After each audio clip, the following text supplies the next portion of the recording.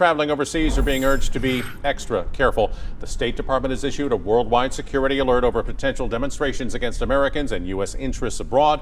This as Homeland Security is issuing its own warning involving cyber attacks or lone wolf attacks against Americans here at home. And that alert comes after that strike on Iran. 7 B-2s from Whiteman Air Force Base near Nob Noster dropped bombs in Iran and returned to Missouri yesterday. KMBC 9's Matt Evans is live in Nob Noster with how people in town are reacting to this military conflict. Matt.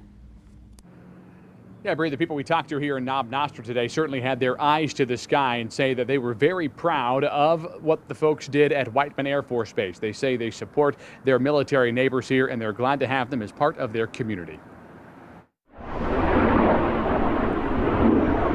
It was a busy day at Whiteman Air Force Base with several T-38 jet trainers and C-17 military transports in the skies over Nob Noster. The people who live here say it's the one part of Nob Noster that's not quiet. They often hear the roar of jet engines, and several heard the B-2s take off as they were part of Operation Midnight Hammer early Saturday morning. We asked if they felt uneasy at all living so close to the base where that operation originated, but everyone told us that's not something they'd ever be concerned about. No, not at all. I feel very safe.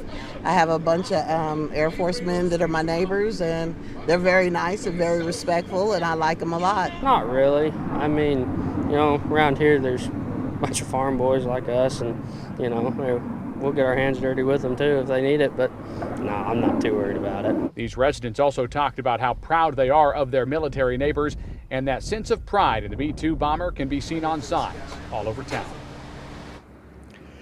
We did just talk to the mayor of Nob Noster moments ago. He tells us that the city has upped some security measures just to be safe, but he also adds there's no specific threats and he doesn't expect there to be any in Nob Noster. While we talk about that B-2 Pride, that fleet is nearing the end of his service lifespan. They're all about 20 years old, at least 20 years old, and they will be retired in the mid-2030s and replaced by B-21s, which are currently in flight testing right now.